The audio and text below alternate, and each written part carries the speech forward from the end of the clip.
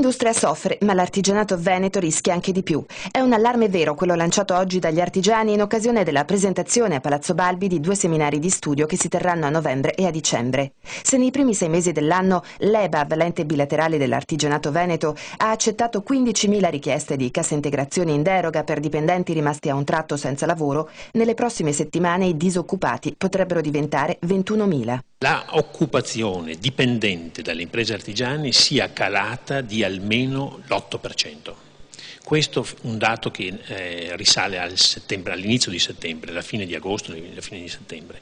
Ripeto, da oggi in avanti la situazione tenderà a peggiorare. Sia lo Stato che la Regione in realtà hanno stanziato somme ingenti, circa 230 milioni di euro per gli ammortizzatori sociali.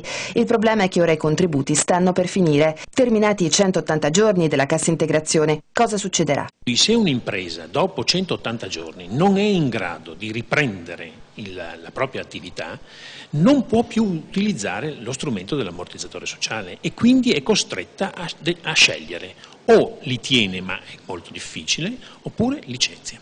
Sono circa 400.000 le persone impiegate nell'artigianato, il 17% della popolazione occupata. Finito il periodo di sospensione forzata, molti di loro torneranno a lavorare, ma altri, soprattutto quelli impegnati nel manufatturiero, nel settore del mobile e dell'abbigliamento, rischiano di rimanere a casa perché gli ordinativi delle aziende non hanno ancora segnato una ripresa.